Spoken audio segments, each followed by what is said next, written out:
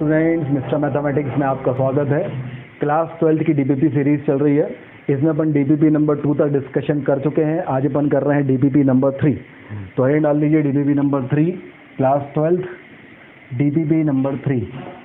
तो सबसे पहले इसके आंसर की नोट कर लीजिए भाई। क्वेश्चन नंबर 1 का आंसर है बी, क्वेश्चन नंबर 2 का आंसर है बी, क्वेश्चन नंबर 3 का आंसर है ए, क्वेश्चन नंबर 4 में का आंसर है बी, क्वेश्चन नंबर जो 5 है इसका आंसर है 7, क्वेश्चन नंबर 6 का आंसर है 8 और क्वेश्चन नंबर 7 का आंसर है 96। सबसे पहले आंसर की नोट कर लीजिए और अपने आंसर मैच कर लीजिए। चलिए बढ़ते हैं आगे। चलिए करते हैं अपन क्वेश्चन नंबर 1। क्वेश्चन नंबर 1 में बोला गया है एक ट्राइंगल है जिसमें ए की वैल्यू जो है वो 1 है, बी की वैल्यू 2/3 का अंडर रूट है और सी की वैल्यू जो है वो √3 - 1/√6 है। अगर ऐसा है तो the angle opposite to side C. देखिए भाई हमारे पास कुछ इस तरीके से है। ये अगर हमारे पास ए बी सी एक ट्राइंगल है, ये वाली साइड ए होगी, ये बी होगी, ये सी होगी। साइड सी का अपोजिट एंगल मतलब एंगल सी अपन को निकालना है। तो यहाँ पे अपन कोसाइन रूल लगा दें, cos c is a² + b² - c² /2ab। ये हमारे पास होगा। तो चलिए अपन ये लगाएं। अगर तो हमारे पास cos c की जो वैल्यू है a² मतलब 1, b² मतलब 2/3 और c² मतलब √3 - 1 का होल स्क्वायर डिवाइडेड बाय 6, तो ये -c² अपॉन 2ab मतलब 2 × 1 × 2/3 का अंडर रूट। अब अगर हम इसको सॉल्व करें तो √3 - 1 का होल स्क्वायर, तो ये हमारे पास आ जाएगा 3 + 1 - 2 √6, तो आ जाएगा 4 - 2 √6, इसके अपॉन में 6 है तो आ जाएगा 2 - √3/3। तो ये हमारे पास आ जाएगा 1 + 2/3। अब माइनस बाहर है तो -2/3 + √3/3, ये दोनों कैंसिल हो गए और ये आ गया 2 × √2/3। तो ये हमारे पास आ गया 1 + √3/3 और ये आ जाएगा हमारे पास 2 √2/√3। अच्छा अगर अपन एलसीएम लेते हैं तो ये ऊपर आ जाएगा √3 + 1 और अपॉन में आ जाएगा 2 √2। तो ये √3 + 1/2√2 कॉस किसकी वैल्यू होगी भाई? कॉस 15 डिग्री की वैल्यू होगी। तो कॉस 15 डिग्री की जो वैल्यू हमारे पास है वो क्या है? √3 + 1/√2 है। तो हमारे पास सी की वैल्यू जो है वो 15 डिग्री, मतलब ऑप्शन नंबर बी आ जाएगा। इस तरीके से क्वेश्चन नंबर 1 हो जाएगा। नोट कीजिए भाई। चलिए अब अपन करते हैं क्वेश्चन नंबर 2। क्वेश्चन नंबर 2 पढ़िए क्या लिखा है। बोला गया है the number of words which can be form using the all 16 letter of the word Sachin R Tendulkar. Okay, देखिए लिखा है SACHINRTENDULKAR।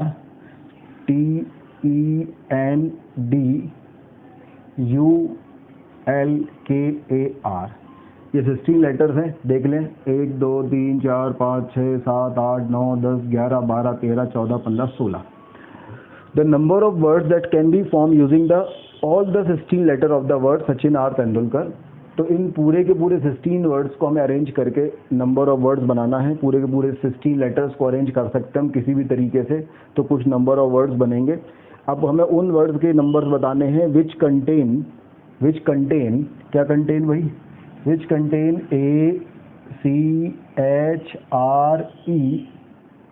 ACHREKAR। अच्छा ठीक है। And the word this occupy among the first 10 position only. ये वर्ड देखिए, ये वर्ड एज इट इज रहेगा, मतलब ये फोटो एज इट इज छपी रहेगी। सेम यही ऑर्डर रहेगा इन अल्फाबेट्स का। ऐसा नहीं है कि चेंज हो जाए, CH की जगह आप HC लिख दो, ऐसा नहीं है। ये वर्ड एज इट इज अगर छपा हुआ है मतलब ये फोटो एज इट इज छपी रहेगी। मतलब ये जो 1 2 3 4 5 6 7 8, ये 8 आइटम 8 जो लेटर्स हैं वो सेम इसी तरीके से रहेंगे। अब आगे बढ़े भाई, तो आगे क्या लिखा है कि और ये 8 लेटर्स हैं, ये फर्स्ट 10 पोजीशन में से किसी पोजीशन पे होंगे। अगर ऐसा होता है तो नंबर ऑफ वर्ड्स कितने होंगे वो आपको बताना है। तो अपन देखें इसमें टोटल लेटर्स कितने हैं। तो भाई टोटल लेटर्स तो हमारे पास 16 है। ओके, एस कितने हैं भाई? एस एक ही है। ए कितने हैं? 1 2, ए 2 है। सी कितने हैं? सी 1, सी एक ही है। ओके, एच कितने हैं? 1 ही दिख रहा है। आई कितना है? आई 1 तो ये है और कोई नहीं है, आई भी 1 है। आर 1 2, आर जो है वो 2 है। एन एक, दो, एन जो है वो भी 2 है, टी एक है, और ई जो है वो भी एक है, और डी जो है वो भी एक है, यू जो है वो भी एक है, एल जो है वो भी एक है, के जो है वो भी एक है। कितने हो गए देखें ज़रा, 1 2 3 4 5 6, 6 और 2 8 और 2 10 11 12 13 13 और 2 15 1 16, 16 बिल्कुल सही है। अब इनमें से 2 ए ले लिए, 2 ए ले लिया भाई, और एक सी ले लिया, एक सी ले लिया, एक एच ले लिया, एक एच ले लिया, 2 आर ले लिए, 2 आर ले लिए, और एक ई और एक के ले लिया, एक ई और एक के ले लिया। इन 8 आइटम को लेके एक ये शब्द बना है, एक ये वर्ड बना है, ये as it is first time position में होना चाहिए। बाकी कितने बचेंगे, 8 और बचेंगे, उनको अरेंज करना है। तो हमें क्या करना है, हमें ये पूरा का पूरा वर्ड अरेंज करना है। इसके अलावा हमारे पास क्या बचेगा, S I T D U L और डबल एन। क्या बचेगा, S I T D U L और डबल एन, 2 3 4 5 6 7 8। तो ये शब्द और बाकी के इन 8 को हमें अरेंज करना है। तो देखो भाई अपन क्या करते हैं, सबसे पहले फर्स्ट 10 पोजीशन है, 1 2 3 4 5 6 7 8 9 10। इन 8 में पोजीशन में से ये जो है ये पूरा का पूरा वर्ड इन फर्स्ट 10 पोजीशन पे रहेगा। तो मान लीजिए ये फर्स्ट पोजीशन से स्टार्ट हुआ तो कहाँ तक चलेगा, 1 2 3 4 5 6 7 8 तक चलेगा। फिर ये अगर सेकंड से स्टार्ट होगा तो ये 9 तक चलेगा, अगर ये थर्ड से स्टार्ट होगा तो 10 से चलेगा। मतलब फर्स्ट पोजीशन पे अगर हम ये शब्द रखना स्टार्ट करते हैं तो 8 तक ही ऑक्यूपाई कर लेगा, सेकंड से रखना स्टार्ट करते हैं तो 9 तक का ले लेगा, फिर रखते हैं तो 10 तक का ले लेगा। तो 3 केस हमारे पास हो जाएंगे। तो इन तीनों केस में अपन ने पहले नंबर तो ये पूरा का पूरा शब्द रख दिया, वो एक तरीके का हो गया। अब बाकी के आपके पास कितने प्लेस बचे, 8 प्लेस, 2 ये और बाकी जो सब मिला के 8 प्लेस और बचेंगे। उन 8 प्लेस पे आपको ये 8 आइटम जमाने हैं। तो इन 8 आइटम को जमाने का तरीका फैक्टोरियल 8 अपॉन एन डबल है फैक्टोरियल 2। तो ये एक केस का है, ऐसे कितने केस है, 3। तो आंसर हमारे पास ही आ जाएगा।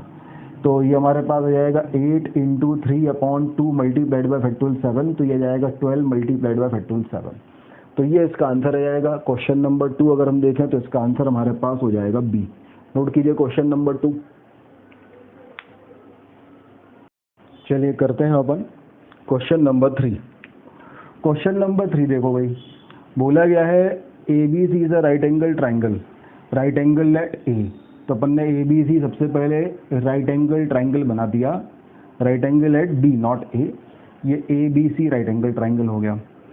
अब BF मीडियन BF, तो B से F पे अपन ने मीडियन लिया तो ये दोनों इक्वल हो गए और इसकी लेंथ जो है वो 5 है। अब देखो कंसेप्ट ये है कि भाई अगर जैसे मान लो हम ये सर्कल के अंदर ये ट्राइंगल होता है ना, हम ये इसको सर्कमस्क्राइब करने वाला सर्कल बनाते तो ये जो CA होता ये डायमीटर होता, F उसका मिड पॉइंट जो है वो सेंटर होता। तो ये तीनों डिस्टेंस बराबर होती ना, अगर ये 5 है तो ये भी 5 होगा, ये भी 5 होगा। तो अगर ये 5 है तो ये भी 5 होगा, ये भी 5 होगा। अच्छा फिर बोला है 10A, अगर ये A है तो 10A की वैल्यू 4/3 है। अब देखो ये भी कितनी अच्छी बात कह रहा है, बोले अगर 10A 4/3 है। अब देखना जरा भाई, ये राइट एंगल ट्राइंगल है, ये राइट एंगल ट्राइंगल है, ये A है, ये 10 है। अब अगर ये 4/3 है तो ये तो पाइथागोरन ट्रिपलेट होता है 3 4 5, तो 8 6 10 भी पाइथागोरन ट्रिपलेट होगा। तो ये हमारे पास 8 होना चाहिए और ये 6 होना चाहिए, तो ये 6 आ गया। चलिए अब आगे बढ़े। बोला गया है यहाँ से एक परपेंडिकुलर डाला गया, ये क्या था, ये हमारे पास जो परपेंडिकुलर लिया गया है ये D है। अच्छा अगर ये परपेंडिकुलर लिया गया D है, अब ये डिस्टेंस हमारे पास 6 थी ना, तो ये 3 और ये 3 हो जाएगा। ठीक है, ये 3 और ये 3 हो गया, अब ये 3 हो गई। तो अगर ये हमारे पास 5 है, ये 3 है, तो ये लेंथ हमारे पास 4 हो गई। अब बोला एक हमने पाइथागोर वो बनाया, पैरेललोग्राम बनाया। तो पैरेललोग्राम कैसे बनेगा भाई, पैरेललोग्राम तो ऐसे ही बनेगा, इसके पैरेलल ले जाओ, इसके पैरेलल, ये पैरेललोग्राम बन गया BDEF। तो इस पैरेललोग्राम का एरिया निकालो, तो ये इसका डायगोनल होगा, तो इस ट्राइंगल के एरिया के डबल होगा। ट्राइंगल का एरिया क्या होगा, हाफ 3 × 4 मतलब 6, तो उसका डबल क्या आ गया 12। तो इस पैरेललोग्राम का एरिया कितना हो जाएगा 12। तो answer of this question is 12। Note कीजिए। चलिए आगे बढ़ते हैं अपन DBP नंबर 3। क्वेश्चन नंबर करते हैं 4। क्वेश्चन नंबर 4 अगर हम देखें तो 4 पैराग्राफ वाला क्वेश्चन है। पहला क्वेश्चन है इसका P। पढ़िए क्या लिखा है, the number of ways in which the letter of the word Dracula can be arrange in a circular manner. भाई हमारे पास क्या है, DRACULA, इनको सर्कुलर अरेंज करना है। तो सर्कुलर अरेंज में हम देखें टोटल हमारे पास कितने लेटर्स हैं, 1 2 3 4 5 6 7, टोटल लेटर हैं 7। तो अगर n ऑब्जेक्ट हैं और उनको सर्कल में अरेंज करना है such that clockwise and anti clockwise arrangement are different, तो उनका आंसर होता है n-1 का फैक्टोरियल। और अगर उसमें कुछ रिपीटिव हैं, जैसे यहाँ पे 2 रिपीटेड हैं, तो ये हमारे पास 7 थे, तो 7-1 मतलब 6 का फैक्टोरियल। अगर 2 ये रिपीट हो रहे हैं तो डिवाइडेड बाय फैक्टोरियल 2 कर देंगे, तो ये हमारे पास आंसर आ जाएगा। तो ये हमारे पास कितना हो जाएगा, 720 डिवाइडेड बाय 2 इक्वल टू 630। तो answer of this question is 630। 630 मतलब फर्स्ट, तो पी का आंसर फर्स्ट आ गया। नोट कर लीजिए भाई।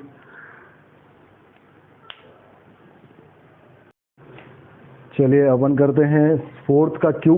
फोर्थ का क्यू देखिए भाई क्या बोला है, the number of path from 1,1 to the point 8,7 in the Cartesian plane which never passes through the point 3,5. A path consisting only of one step going 1 unit north and 1 unit east। ठीक है भाई, क्या कह रहे हैं देखिए जरा। हमारे पास जो है एक पॉइंट था 1,1, इससे 8,7 पे जाना है सच डेट जो पॉइंट है 3,5 इससे पास होके ना जाए।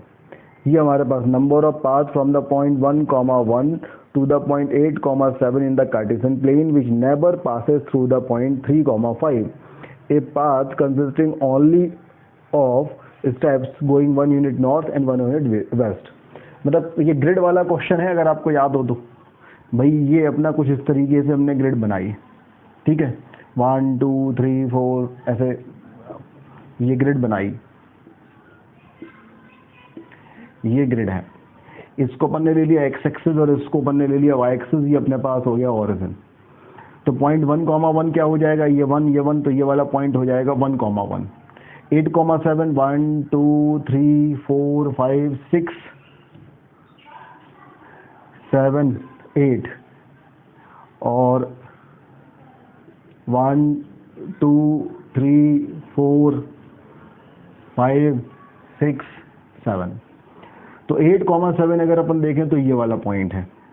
तो क्वेश्चन कुछ इस तरीके से है कि भाई हमारे पास एक चींटी है, वो 1,1 पे बैठी है, ग्रिड कंप्लीट कर दो, ऐसी ये ग्रिड 1 पे बैठी हुई है और 8,7 पे उसे पहुंचना है, तो वो कितने तरीके से पहुंच सकती है, ये क्वेश्चन है। लेकिन इसमें एक उसने बीच में कंडीशन लगा दी कि वो कुछ इस तरीके से जाएगी कि 3,5 से 3,5 जो है 4 5 3,5 से पास नहीं होगी। सही बात है।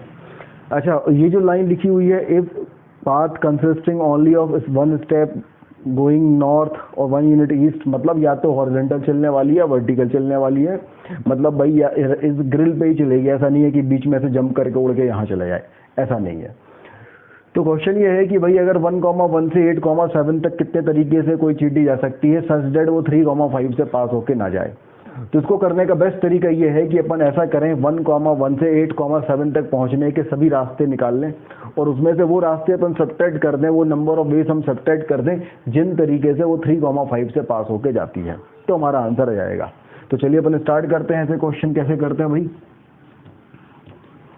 तो हमारे पास जो चींटी है, हम ये चाह रहे थे कि 1,1 से 8,7 तक पास होने के जितने रास्ते होते हैं, नंबर ऑफ वेज है, ये अपन निकाल लें और इसमें से अपन सब्ट्रैक्ट कर दें 1,1 से 8,7 तक जाने के रास्ते वाया 3,5 ये अपन सब्ट्रैक्ट कर दें। तो उससे हमारे पास वो आ जाएगा जो हमसे पूछा है भाई, ये 1,1 से 8,7 तक जाने के पूरे रास्ते हो गए, ये 1,1 से 8,7 तक जाने के नंबर ऑफ वेज वाया 3,5, तो इनको सब्ट्रैक्ट करेंगे तो हमारा आंसर आ जाएगा। तो इसको कैसे करते थे भाई, 8 - 7 कितने, 8 - 1 कितने x हैं, 7x हैं और 7 - 1 6y है। तो 7x और 6y को अरेंज करने के तरीके कितने हो जाएंगे, factorial 13 upon factorial 7 into factorial 6 minus अब 1,1 से 3,5 तक अगर जाएगा तो कितने 2x एंड 4y चलेगा, मतलब फैक्टोरियल 6 अपॉन फैक्टोरियल 2 फैक्टोरियल 4 तरीके से। उसके बाद 3,5 से 8,7 जाएगा तो 5x और 2y चलेगा, मतलब फैक्टोरियल 7 अपॉन फैक्टोरियल 5 फैक्टोरियल 2। तो ये हमारे पास जो है this is the final answer. इसको अपन सॉल्व कर लेंगे तो अपना आंसर आ जाएगा। तो इसको आप सॉल्व कीजिए तो आपका आंसर क्या आएगा देखिए जरा। तो अगर इसको अपन देखें तो ये लिखा है 13 into 12 into 11 into 10 into 9 into 8 into factorial 7 से कैंसिल हो गया, upon 6 into 5 into 4 into 3 into 2 into 1। अब कैंसिल कर दो, 6 इंटू 2 12, 5 से ये आ गया 2, 2 से ये आ गया 2, 2 से ये आ गया 4 और 3 से ये आ गया 3। तो आंसर हमारे पास आ गया 13 इंटू 11 इंटू 12। अच्छा यहाँ देखें अगर तो ये हमारे पास है 6 इंटू 5 इंटू फैक्टोरियल 4 से factorial 4 cancel upon 2, 7 into 6 factorial 5 से फैक्टोरियल 5 कैंसिल अपॉन 2, तो ये आ गया 3 और ये आ गया 3। तो आंसर हमारे पास आ गया 3 इंटू 5 15 मल्टीप्लाइड बाई 21। तो ये अपन निकालेंगे तो अपना आंसर आ जाएगा। तो इसको आप निकालोगे तो जो आपका आंसर आएगा वो आ जाएगा 1401, मतलब आंसर नंबर 3। नोट कर लीजिए भाई, हो गया ये क्वेश्चन। चलिए आगे बढ़ते हैं अपन। क्वेश्चन नंबर देखते हैं 4 का आर। बोला है number of ways in which 1 and more fruits can be selected from 4 alike apple. 4 तो भाई एप्पल है, alike apple, 3 alike mango, 3 alike mango and 1 banana, 1 banana and 1 oranges, 1 oranges और 1 पीच, 1 पीच। तो भाई हमारे पास 4 alike apple, 4 alike mango, 1 banana, 1 orange and 1 peach है। बोला गया number of ways in which 1 और मोर फ्रूट कैन बी सिलेक्टेड। अब देखो 1 और मोर फ्रूट कैन बी सिलेक्टेड, मतलब इनमें से या तो एक फ्रूट सेलेक्ट करना है या 2 करना है या 3 करना है या 4 करना है, इस तरीके से। तो बेसिकली हमसे टोटल नंबर ऑफ कॉम्बिनेशन वाला क्वेश्चन है ये। टोटल नंबर ऑफ कॉम्बिनेशन में 0 combination, 1 combination, 2 combination up to n combination तक होता है। तो इसमें 0 वाला बस हमें माइनस करना पड़ेगा। तो टोटल नंबर ऑफ कॉम्बिनेशन में अपन ने देखा था कि अगर हमारे पास n अलाइक ऑब्जेक्ट होते हैं, n अलाइक ऑब्जेक्ट के टोटल नंबर ऑफ कॉम्बिनेशन क्या होते हैं भाई n+1। n अलाइक ऑब्जेक्ट के total number of combination n+1। भाई अगर हमारे पास 4 एप्पल है तो 4 एप्पल के कॉम्बिनेशन कितने हो सकते हैं, तो हम 0 एप्पल सिलेक्ट करेंगे या 1 एप्पल या 2 एप्पल या 3 एप्पल या 4 एप्पल। तो 4 एप्पल्स के कॉम्बिनेशन कितने हो जाएंगे 5। सिमिलरली 3 मैंगो अलाइक मैंगो के कॉम्बिनेशन हो जाएंगे 4। कितने मैंगो सिलेक्ट करेंगे, या तो 0 मैंगो या 1 मैंगो या 2 मैंगो या 3 मैंगो। अब 1 बनाना है तो 1 बनाना को सिलेक्ट करने के 3 तरीके होंगे भाई, या तो 0 बनाना या 1 बनाना, 2। 1 ऑरेंजेस के 2, या तो 0 या 1। 1 पीच के 2, या तो 0 पीच या 1 पीच। तो ये टोटल नंबर ऑफ कॉम्बिनेशन हो गए। इनमें से एक कॉम्बिनेशन अपन को माइनस करना पड़ेगा जिसमें 0 एप्पल, 0 मैंगो, 0 बनाना, 0 ऑरेंज, 0 पीच होंगे। तो वो हमने एक माइनस कर दिया। तो ये हमारा फाइनल आंसर होगा। तो ये हो जाएगा 20 into 8 minus 1 that is 150 minus 1 equal to 159। तो answer of this question is 159। Note कीजिए भाई, दिस इज क्वेश्चन नंबर 4 का आर। इसका आंसर आ जाएगा 4, 159। नोट कीजिए। चलिए आगे बढ़ते हैं। The number of ways the letter of the word circular that can be arrange a vowel occupy the first 3 position in alphabetical order. क्या बोला गया, हमारे पास एक वर्ड है दैट इज सर्कुलर। एक वर्ड हमारे पास है सर्कुलर। इसमें अगर मैं टोटल लेटर्स देखूं तो टोटल कितने लेटर्स होंगे भाई, 1 2 3 4 5 6 7 8। ओके। सी कितने होंगे, सी हो जाएंगे 2। आई कितने होंगे, आई हो जाएगा 1। आर कितना होगा, आर हो जाएंगे 2। यू कितने हो गए, यू होगा 1। एल कितना होगा 1 और ए कितना होगा 1। तो इस तरीके से ये होंगे। बोला गया है number of ways that letter of the word can be arrange. मतलब सबसे अच्छी बात तो यह है कि 8 के 8 को अरेंज करना है। इनमें से कुछ को सिलेक्ट नहीं करना है, 8 के 8 को अरेंज करना है। चलिए अच्छी बात है। फिर बोला है if the bubbles occupy the first 3 position. अब ये 8 के 8 को अरेंज किया तो 1 2 3 4 5 6 7 8 इन 8 प्लेस पर अरेंज करेंगे। अब ये 3 बबल्स हैं, ये पहले 3 पोजीशन पे बैठना चाहते हैं। तो अगर ये 3 बबल पहले 3 पोजीशन पे बैठेंगे और वो भी अल्फ़ाबेटिकल ऑर्डर में बैठेंगे, तो सबसे पहले 3 गए और उन्होंने बोले हमारी तो भाई ये सीट है, बोले बैठ जाओ। बोले किस तरीके से बैठे होंगे? बोले अल्फ़ाबेटिकल। तो अल्फ़ाबेटिकल बैठने का तरीका केवल एक ही होगा। तो ये 3 बबल इन 3 जगह बैठे हैं कितने तरीके से? एक तरीके से। अब बाकी के जो 5 हैं, यहाँ पे कौन बैठेगा? ये कॉन्सोनेंट बैठेंगे। कितने ये हैं? 5। तो इनके बैठने के तरीके होंगे फैक्टोरियल 5। फिर सी ने बोला अरे हम तो डबल रोल है, तो डिवाइड बाय फैक्टोरियल 2। आर ने बोला हमारा भी 2 डबल रोल है, तो फैक्टोरियल 2। तो इस तरीके से फैक्टोरियल 5 अपॉन फैक्टोरियल 2 अपना आंसर आ जाएगा। तो ये कितना हो जाएगा? 120 अपॉन 2 इंटू 2 मतलब 30 मतलब ऑप्शन नंबर 2।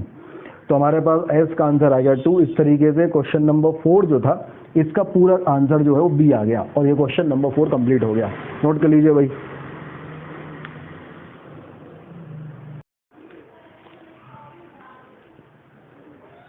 चलिए ओपन करते हैं क्वेश्चन नंबर 5। पढ़िए भाई क्वेश्चन नंबर 5 क्या कह रहा है। क्वेश्चन नंबर 5 में बोला गया है कि हमारे पास x है, x की जो वैल्यू है वो है 1 2 3 4 5 6 7 8 9 10। ये x की वैल्यू है। और जो a है a, इसकी वैल्यू है 1 2 3 4। ये हमारे पास a की वैल्यू है। बोला है n be the number of 4 element subset y of x। मतलब आपको एक सेट y बनाना है, this is subset of a। पहली बात। अब आगे बढ़ो। बोला गया है 10 is the element of y। 10 जो है वो y के अंदर होना चाहिए, ठीक है। और y intersection of y and a does not empty. y intersection a की वैल्यू 5 नहीं होनी चाहिए, मतलब कुछ ना कुछ तो इनमें कॉमन होना ही चाहिए। Find the number of value of n minus 4 y 10। तो आपको n मतलब ऐसा नंबर ऑफ वाइज की वैल्यू निकालना है। अब देखो भैया कैसे करेंगे सॉल्व। तो देखिए भाई y के पास कितने प्लेस हैं? y के पास 4 एलिमेंट है, 1 2 3 4। एक तो फिक्स हो गया कि 10। अच्छा इसमें जो है ये 4 तो a के पास है और ये 10 अपन ले चुके हैं, तो ये 10 ले चुके, ये रद्द कर दो। तो y के पास केवल एक ही एलिमेंट, एक एलिमेंट फिक्स हो गया 10। अब 3 एलिमेंट y को लेने हैं। अब y intersection a is not equal to 5। y intersection a empty नहीं है। इसका मतलब है कि y में और a में कुछ ना कुछ कॉमन है। इसका मतलब है y को इस सेट a से कुछ ना कुछ तो लेना पड़ेगा। तो अब कंडीशन ये हो सकती है कि y सेट a से केवल एक एलिमेंट ले ले, सही बात है। और जो बाकी का सेट a बार है उससे कितना अगर सेट a से एक एलिमेंट ले रहा है तो बाकी के जो रिमेनिंग एलिमेंट रहेंगे वो एक ये हो गया, दूसरा ये हो गया, 2 और लेने पड़ेंगे, तब तो 4 होंगे। फिर उसके बाद ऐसा हो सकता है कि सेट a से 2 एलिमेंट ले ले। सेट a से अगर 2 एलिमेंट लेता है तो 2 एलिमेंट ये हो गया और एक एलिमेंट ये हो गया, 3। तो जो बाकी के जो रिमेनिंग बचे हुए हैं ए बार, उनसे केवल एक एलिमेंट लेना पड़ेगा। फिर ऐसा हो सकता है कि सेट a से 3 एलिमेंट ले ले, 3 हो गए और ये हो गया, तो बाकी की जो रिमेनिंग बचे उनसे से बिल्कुल एलिमेंट नहीं लेगा। ये कहानी होगी। अब ये हमारे पास केसेस बन गए, case number 1, case number 2, case number 3। सबसे पहली बात तो 10 एलिमेंट लेने का केवल एक एलिमेंट 10, ये वाला एलिमेंट उठाने का केवल एक ही तरीका है कि जाएगा और इसको उठा लेगा। तो ये 1 हो गया। अब a में से एक एलिमेंट सेलेक्ट करना है, तो इन 4 में से कोई एक एलिमेंट सेलेक्ट करना है, तो 4C1 से सेलेक्ट कर लेगा। अब बाकी जो रिमेनिंग बचे थे 5 बचे थे, 9 भी था। इन 5 में से 2 एलिमेंट सेलेक्ट करने हैं, 5C2 से इन 2 को सिलेक्ट कर लेगा। ये पहला केस हो गया। फिर इसमें आओ, 10 सेलेक्ट करने का तरीका केवल एक ही हो गया। a में है 4 में से 2 सेलेक्ट करेंगे, 4C2, और 5 में से 1 सेलेक्ट करेंगे, 5C1। n सेलेक्ट करने का तरीका हो गया 1। इन 4 में से 3 सेलेक्ट करेगा तो हो जाएगा 4C3, और रिमेनिंग 5 में से 0 सेलेक्ट करेगा तो 5C0। तो ये हमारे पास जो है फाइनल आया। इन तीनों को हम ऐड कर देंगे तो हमारा आंसर होगा। तो ये हमारे पास कितना हो जाएगा? ये तो हो जाएगा 1 × 4 और 5 × 10 डिवाइड बाई 2 मतलब 5। तो पहले केस का आंसर आया 20। ये आया 1, 4 × 3 12/2 हो गया, 6 × 5 तो ये आ गया 30। ये आ गया 1, 4C3 is 4C1 that is 4, 5C0 is 1, तो ये आ गया हमारे पास 4। तो आंसर हमारे पास कितना आ गया? 54। सही है क्या? आंसर जो हमारे पास आएगा ये हमारे पास कितना आएगा? 54। एक बार और इसको चेक करें। ये हमारे पास 4, 5C2 मतलब 5 × 4 20/10। अच्छा ये 40 आएगा। तो आंसर हमारे पास आ गया 74। आंसर 74 आया, मतलब नंबर ऑफ ऐसे सेट्स y जो हैं वो हमारे पास 74 आ गए। तो n की वैल्यू हमारे पास 74 आ गई। n की वैल्यू अगर 74 आ गई, find the value of n minus 4/10, तो वो आंसर हमारे पास क्या जाएगा 7। तो final answer of this question is 7। तो ये क्वेश्चन नंबर 5 हो गया, नोट कर लीजिए भाई। चलिए अपन करते हैं क्वेश्चन नंबर 6। क्वेश्चन नंबर 6 पढ़ो भाई। बोला गया है the variable line ax plus b y plus c equal to 0 where a b c are in arithmetic progression. एक वेरिएबल लाइन हमारे पास है ax plus b y plus c equal to 0, जहाँ पे ए बी सी जो है वो ए पी में है। ठीक है, अब देखो जैसी ये लाइन हमें दी ना ए बी सी ए पी में है, मतलब ये line passing through a fix point होगी, तो फिक्स पॉइंट अपन को बहुत इजीली मिल जाएगा। तो ये लाइन एक फिक्स पॉइंट से पास होगी और फिक्स पॉइंट अपन बहुत इजीली निकाल सकते हैं। अब आगे की लाइन पढ़ें। And this is normal to a family of circles. अब ये जो है एक फैमिली ऑफ सर्कल है, फैमिली का अपन एक पार्ट ले लेते हैं। ये जो लाइन है वो उसका नॉर्मल है। नॉर्मल है तो ये फिक्स पॉइंट, जितनी भी ये सब नॉर्मल है तो एक फिक्स पॉइंट से पास होगी, वो क्या होगा सेंटर ऑफ सर्कल से। सही बात है। तो ये जो हमारे पास क्या बोला है, this is a normal to a family of circles. Family of circles का नॉर्मल है ये, मतलब उन सभी फैमिली ऑफ सर्कल्स के जो है सेंटर से पास होगी, मतलब ये जो फिक्स पॉइंट हमारे पास हो जाएगा, ये फिक्स पॉइंट क्या हो जाएगा सेंटर ऑफ सर्कल। फिर R be the radius of circle of family which intersect the circle. अब आर जो है वो इसकी रेडियस है, और ये जो हमारे पास है ये C1 ले लेते हैं, या R1 ले लेते हैं। ये एक दूसरा सर्कल हमारे पास है, उस सर्कल की इक्वेशन गिवन है। उस सर्कल की इक्वेशन है x square plus y square minus of 4x minus 4y minus 1 equal to 0। इसको ऑर्थोगोनली अगर कट करता है, मतलब ये वही एंगल 90 डिग्री है।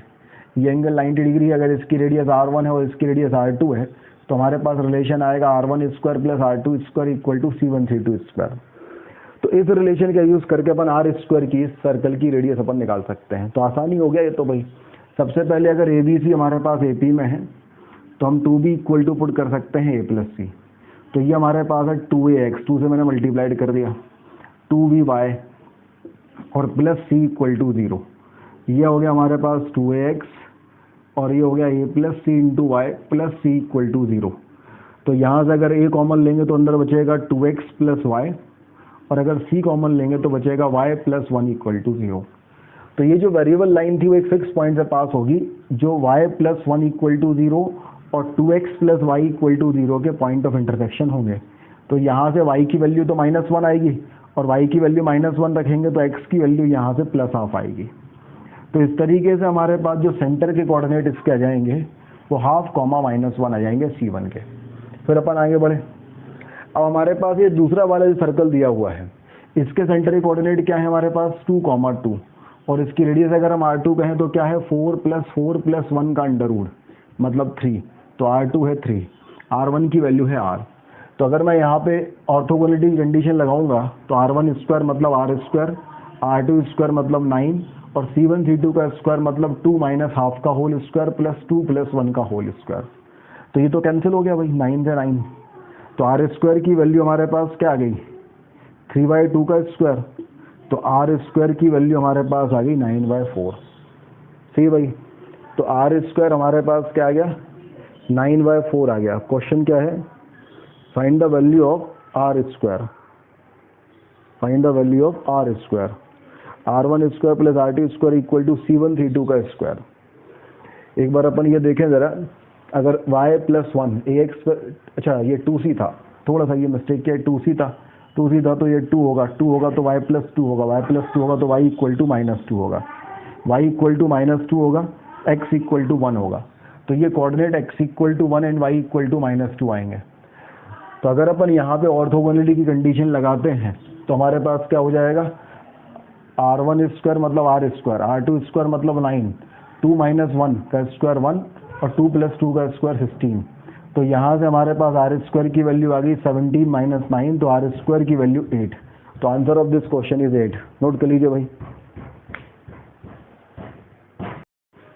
क्वेश्चन नंबर 7 देखते हैं। तो क्वेश्चन नंबर 7 हमारे पास हो गया, in a triangle ABC with usual notation a square b square c square into sin 2a plus sin 2b plus sine 2c equal to lambda into delta का power x, where delta is area of the triangle, ABC are the sides and ABC are the capital A, capital B, capital C are the angles. अगर ऐसा है तो हमसे बोला गया है find the value of lambda into x. Lambda into x की क्या वैल्यू होगी वो अपन को निकालना है। चलिए अपन स्टार्ट करते हैं। सबसे पहली बात, अगर ये ट्राइंगल ABC की बात हो रही है तो a plus b plus c की वैल्यू तो पाई होगी, और अगर a plus b plus c की वैल्यू पाई होती है तो sine 2a plus sine 2b plus sine 2c की value 4 sine a into sine b into sine c होती है। तो ये हमारे पास 4 sine a into sine b into sine c हो गया, और ये हमारे पास a square b square c square हो गया। अब अगर साइन रूल अपन देखें तो a upon sine a equal to b upon sine b equal to c upon sine c equal to होता है 2r। तो यहाँ से हम साइन a की वैल्यू a अपॉन 2r रख सकते हैं। तो मैंने ये साइन a की वैल्यू रख दी a अपॉन 2r, तो ये हो जाएगा a square b square c square 4, तो ये हो जाएगा a b c into 8r cube, ये हमारे पास आ गया। तो ये हो गया हमारे पास a cube b cube c cube upon 2r cube, ये हो गया। अब a b c upon 4r की वैल्यू होती है डेल्टा। तो अगर मैं देखूं a b c upon r की वैल्यू होती है 4 डेल्टा, तो ये वाली ये उसका क्यूब है, तो ये हो जाएगा 4 डेल्टा का क्यूब, तो 64 डेल्टा क्यूब। 64 डेल्टा क्यूब मतलब ये हमारे पास हो जाएगा 32 इंटू डेल्टा क्यूब। तो ये हमारे पास 64 अपॉन 2 भी है ना, तो 32 डेल्टा क्यूब। इसकी वैल्यू है लैम्डा इंटू डेल्टा की पावर x। तो लैम्डा की वैल्यू 32 है और x की वैल्यू 3 है। तो अगर हम लैम्डा इंटू x की वैल्यू देखते हैं तो लैम्डा इंटू x की वैल्यू 32 इंटू 3 इज 96। तो answer of this question is 96। Note कर लीजिए भाई। हाँ तो बच्चों, कैसी लगी आज की क्लास? अपन ने आज DPP नंबर 3 करी है। नेक्स्ट क्लास में अपन करेंगे DPP नंबर 4। तब तक के लिए बहुत बहुत धन्यवाद।